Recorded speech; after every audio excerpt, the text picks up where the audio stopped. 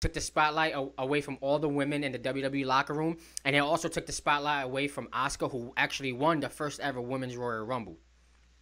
Yeah, and also the next 2 days on Raw and SmackDown, they're showing, they're going over all the great things from the Rumble, and there is one of the announcers, I think on SmackDown, actually said, "Let's talk about the only thing that you guys remember from the Women's Royal Rumble, and it's Ronda Rousey," and she wasn't even in the Women's Royal Rumble. Like, let's let these women have a spotlight.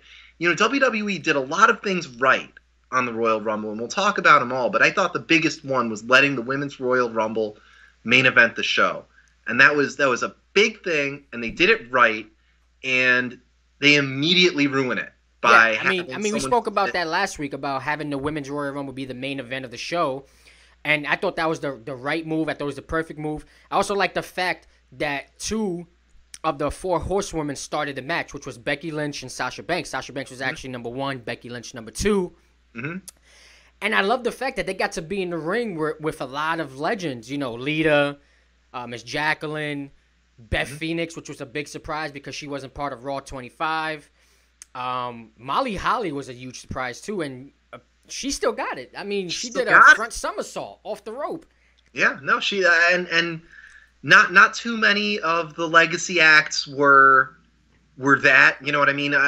When they brought in Lita, yeah, I mean, she's older, but she could still go. Molly Holly could still go. Trish Stratus still had it, and Kelly and Michelle McCool were Kelly and Michelle McCool. Like, they didn't lose a step, but they never had it to begin with. But everyone in the ring, everyone they put in the ring could go. And that's the best part about women's wrestling today in WWE. And that's why having someone come in who hasn't been there at all and all of a sudden take the top spot somehow and overshadow everybody, they made so many great decisions, and they end the show on just a piss poor decision, like a really just embarrassingly bad decision. See, to us, it's a piss poor decision, but business wise, it was a smart decision, because as soon as Ronda Rousey came out, my phone blew up. Breaking news from CBS Sports, breaking news from ESPN, breaking news from Fox Sports. Everything was about Ronda Rousey. On WWE's end, it's all about business. It's all about promoting the brand. And now they're gonna have a new set of eyes, a whole different type of audience now watching WWE, because they're gonna be looking for Ronda Rousey.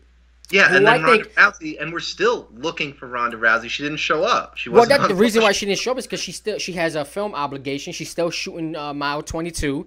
Apparently, they kept this whole thing secret.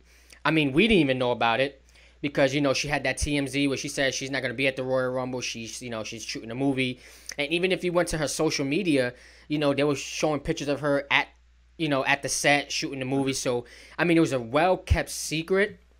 Sure. But yes, it just destroyed any type of legacy that you was trying to have for the Women's Royal Rumble, and also for the first win of the Royal Rumble. And I give it up to Asuka. I'm not going to shake your hand. You just took my spotlight. You took my spotlight away from me. I'm not going to shake your hand.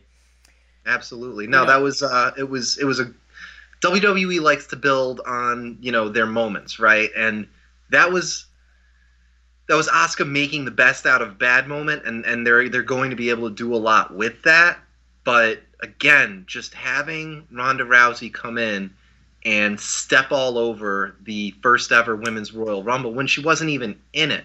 Like, I could understand them putting her in the top spot, maybe even having her win the Rumble, but having her come in after it's over and, say nothing, show up, point at the WrestleMania sign, and literally stand in front of one of the champions and the winner of the Royal Rumble, taking up, half the camera space.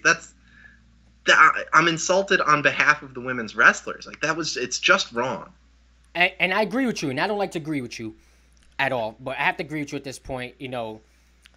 Today, Sasha Banks, tweeted that, if she doesn't have nothing nice to say, so she's not going to say it. And I feel for Sasha Banks, because like I said, Sasha Banks, Charlotte, Becky Lynch, Bayley, these 4 women who are the ones that started this women's revolution, women's evolution. They started to actually main event. Charlotte, Sasha main evented a pay-per-view, which was Hell in a Cell. Phenomenal match. Mm-hmm. Becky Lynch Sasha Banks, Charlotte, they main evented WrestleMania where they had the new women's championship. So yes, I totally agree with you that Ronda Rousey overshadowed every woman in the locker room, and she's gonna be the most hated superstar once she gets to this locker room, because you just took the spotlight everywhere. You know, I would have preferred if she would have came out during Monday Night Raw, where Stephanie McMahon's out there and she's introducing the winner, and then boom, Ronda Rousey comes out. That would have been a better plug. It would have made a lot more sense.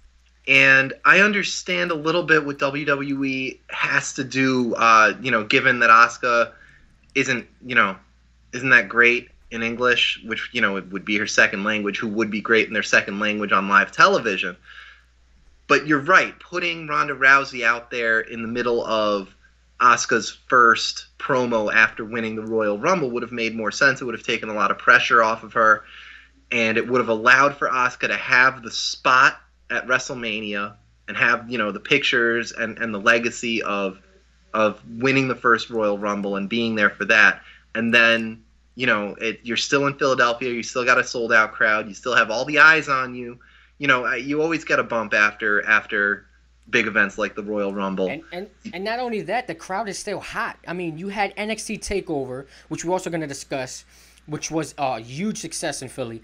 Nia Jax, I mean, I was expecting her to be in the top 4, not the Bella Twins and Sasha Banks. I mean, I give it to Sasha Banks. She lasted from number 1 to the top 4. But, I don't know what they're doing with Nia Jax. She has some very strong words to say about Ronda Rousey overshadowing Asuka, and I totally agree with her. But WWE needs to figure something out with Nia Jax. I feel like they're holding her back. And if you don't want Nia Jax to defeat Asuka, then let Asuka jump to SmackDown, challenge Charlotte, and she can challenge her best friend, which is Alexa Bliss. Yeah, those would both be great matches, and that's what I want to see coming up. We do have the first ever women's Elimination Chamber match coming up on Raw. Which, by the way, we predicted not too long ago, and I feel as WWE Creative is actually watching our show and taking some of our ideas. Because last time you had an idea of taking Shane McMahon off of television, and what happened? He was off television. He's been off television. He had, what do you have, like one spot this week on SmackDown? And then I mentioned a Women's Royal Rumble, a Women's Elimination Chamber, and what are we getting? We're getting exactly what we want. It's almost like we're writing the shows. We should. Ratings will be through the roof. Just like our ratings. Especially this brainchild over here. But anyways, now going on to Monday Night Raw, I also want to give it up to Asuka and to Sasha Banks, who put on a hell of a match. That was a killer match. One of the things that you see a lot with Sasha Banks, whenever she looks like she really hurt herself, and I think, when she fell through those ropes, I thought, again, I mean, she does this every few months. I thought her career was over when I think she landed right on her head outside the ring. Well, she didn't land on her head. If you put it in slow-mo, she puts her hands down. Okay. But the one thing I did notice, one way down. One thing I did notice is that at the end of the match, she was crying. Yeah. I'm not sure if she was crying because she was in pain or she was crying because she just put on a hell of a match between her and Asuka, which was one of the dream matches I was looking forward to. Absolutely. And she's also looking to, I think she's having a heel turn. Oh, she's for getting sure. back to that Sasha Banks who talks smack while wrestling in the ring. Yes. And, I'm loving it right now. She eliminated Bayley from the Royal Rumble. She said, I'm the boss. I'm the legit boss. So I'm like, oh my God, we're going to get the heel turn.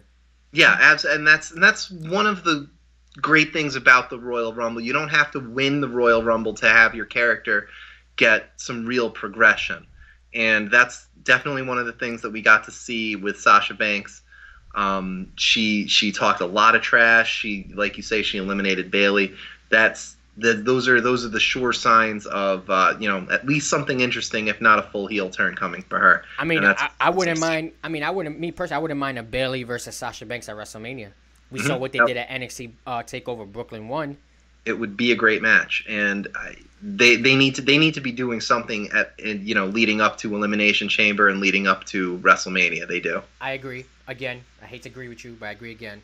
Now, going on to the men's Royal Rumble, we saw the Hurricane.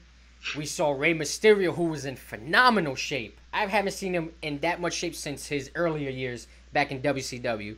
Yeah, wearing actual wrestling pants instead of your baggy jeans from high school. We saw the return of Dolph Ziggler, your man, your boy. And you did say, I think you did state he was gonna come out number 30. I think you did state that somewhere in one of the videos. We did see two NXT superstars come in. We saw Adam Cole, baby. We saw Adam Cole, baby, who's one of my top guys down in NXT. I love Adam Cole. He's like one of the bright spots down in NXT right now. Hopefully they put the strap on him soon. And then WWE finally got it right. I mean, you take the wrestler that's running hot right now, which is Shinsuke Nakamura, and you have him eliminate your top superstar, which is Roman Reigns. Yeah, you can't say John Cena because John Cena's part-time. Yeah, although, and I want to talk about Shinsuke Nakamura, and there are a lot of things I want to talk about in the Rumble, but and I know you think I'm just a John Cena fanboy, but I really did like a lot of the things they did with John Cena in the Rumble and the following night on Raw.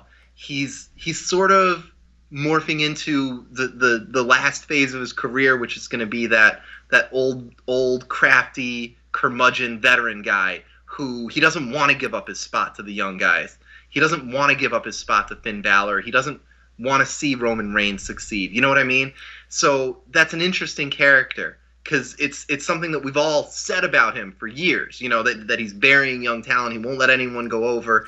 And so if he actually incorporates that into his on-screen character, where he's actually going out of his way to step on the younger guys and stop them from succeeding, that would be it would at least be an interesting story to tell for the last chapter of his wrestling career. It would be interesting if he did a heel turn. You can't do it as his good guy. Yeah, no. He needs to be going after the guys that everyone likes. Like, he needs to go after Finn Balor some more. He needs to show up on Raw next week and say, "You guys like this guy, this Balor? He was nothing." He needs to come out and just poop all over Finn Balor. Well, I think he did poop over Finn Balor come on Monday Night Raw. I mean, honestly, I would rather see Finn Balor in the Elimination Chamber besides John Cena. I've seen John Cena plenty of times in the Elimination Chamber. I would like to see somebody like Finn Balor, see what he can do inside the chamber. But yet again, big match John has a very big-time talent. And, I think it's messed up. I'm not sure what's going on with Finn Balor. I'm not sure if he has any backstage heat, if they don't have any faith for him because, he was the first Universal Champion, but he got injured. It's not his fault if he got injured. It was an unfortunate accident, but it's like they lost faith in him. Yeah, and that happens sometimes. But the way that WWE likes to do their big events, and while, it would have been really great to see Finn Balor in the Elimination Chamber, WWE is going for moments, right? So what's a great moment that we haven't had a chance to see yet? That's John Cena picking up Braun Strowman for an attitude adjustment. That's not going to happen. That's something that we have. That's not going to happen. That's not going to happen. It's not going to happen. You can wish all you want, but it's not going to happen. I have a feeling Braun Strowman is going to destroy John Cena come February 25th. I don't think that gets a 3 count. But I think we're going to see John Cena get Braun Strowman up for an attitude adjustment in the Elimination Chamber. Well, let's see. Now, I want to move on. SmackDown was very interesting. Daniel Bryan seems to be playing more towards Shane McMahon. Now he's pitting Sami Zayn and Kevin Owens against each other next week to determine the number one contender against AJ Styles at Fastlane. Now, I like the fact that they're doing this. I like the fact that they're doing this because it gives us a main event at Fastlane. We all know that AJ's not going to lose the title. We know that because they have probably the mega match of the year with AJ and Shinsuke. It's a match that fans want. Everybody wants this match. So I know they're not going to take it, but it gives us a main event. Now, it's interesting because now Sami Zayn is starting to feel some type of way. Oh, why are you yelling at me? Why are you talking to me like this? Like, now they're starting... Now, it all started at the Rumble when they took out Ty Dillinger. Kevin Owens said, "I got this." And Sami said, no, I got this. And then he got eliminated by Shinsuke Nakamura. Real fast, too. And that's an interesting thing that Sami Zayn said in the post-match interview after he walked out on the match, he said, Kevin's had championships. He's been the U.S. champion, the Universal champion. This is my time now. And that's an interesting turn for Sami Zayn, who has always been, even as a heel, he's always been kind of, the doofy good guy, right? Yeah, he's been overshadowed. He's always been, He's been overshadowed. Yeah, he's always been overshadowed. And for him to not want to be that way anymore, I'm all about character development. I'm WWE, like I said a few times, they've made a bunch of good decisions recently, so I'm excited for more development and to see where this goes. Now, one of the things I was upset about was Bobby Roode did not enter the Royal Rumble. They saved Bobby Roode for the pre-show to go against Mojo Rawley, which was just a waste of a match, waste of 8 minutes, because that's how long it really lasted. Mm-hmm. But I didn't see Bobby Roode in the Royal Rumble, and that was upsetting because we had The Miz, who's the Intercontinental Champion. He showed up in the Royal Rumble. Why not Bobby Roode? I mean, why couldn't he get a spot in the Rumble? And tag champions too.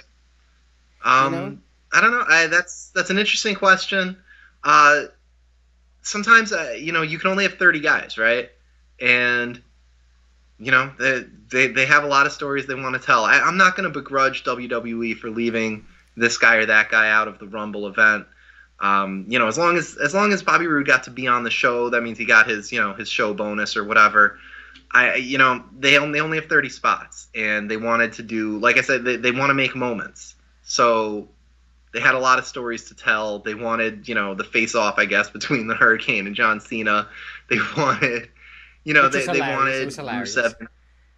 Yeah, it was hilarious, and there were a lot of good moments like that. And they wanted, I don't know. I'm okay with it. I don't have a problem with it. Now, moving Bobby on. Roode's. We're going to move on. I'm going to cut you off because I can do that. It's my show. Now, I'm going to go on and go back to the Women's Royal Rumble real quick. We had the return of the Cougar herself, Vicky Guerrero. Now, that had to be the most annoying 5 minutes of my life. I mean, I caught a headache. Because all she was doing was yelling, "Excuse me." And then she realized she made a mistake and then got eliminated from the Royal Rumble. I mean, it was great to see Vicky Guerrero. I mean, as soon as she came out, the fans started chanting Eddie. It's always great to hear Eddie chant. Yeah. I don't know what's your take on it, but I do want to discuss how Nia Jax had a bullseye on her back. It wasn't really Asuka. It was more Nia Jax. And the fact that she got beat down by 7, 8 women and, kind of Hulk smashed them out the way. I mean, I thought that was a real good spot in that Rumble, but then she got eliminated by all of them, which I think was cheesy because we've seen that done before. Yeah. We've seen it done with the Big Show. Yeah. We've seen it done with Mark Henry. I just thought it was cheesy. The WWE loves to play up, the big giant guy can't possibly be eliminated, or in this case, the big woman can't be eliminated from the Royal Rumble because they're so big. How could you possibly eliminate Nia Jax? She's twice as big as everybody else. Yet they never actually win. Big Show. I don't know Big that he Show's ever never actually won a Royal Rumble. Kane's never won a Royal Rumble. So they like to play that up, and then they always have 6 or 7 people gang up and toss them out. So. You're absolutely. It's been done. It's played out. I didn't like it. This would have been a great spot to have if Asuka wasn't going to win, which I'm so happy Asuka won. But Nia Jax could have won this Rumble, and at least then you could have had the big giant winning the Rumble, and that way we might believe it the next time you try to sell it to us. Yeah. Now another bright spot before we get to NXT Takeover was Nia Jax going face-to-face with the Glamazon Beth Phoenix. I thought that spot was great because, as you know, it was. Beth Phoenix was also known as a bruiser. She was, the strongest woman there. She actually entered a men's Royal Rumble and eliminated the Great Khali before she got GTS by CM Punk. So, I thought that was a great spot. It was. It was great, especially because they cleared the ring beforehand, and they gave the two of them all of the space and all of the attention, and it was just another great moment in a night of good decisions by WWE. Now, moving on to NXT Takeover. Unfortunately, my co-host here didn't watch it, so I'll run you guys through it. Yeah, he doesn't do his homework. He doesn't work. You know, he's just sloppy. He's sloppy. Anyways, NXT Takeover. I'm gonna say it was better than the Royal Rumble itself. And the only reason I'm gonna say that is because, like I said, Ronda Rousey overshadowed Asuka's win. If not, I think Royal Rumble would have been over NXT Takeover. But NXT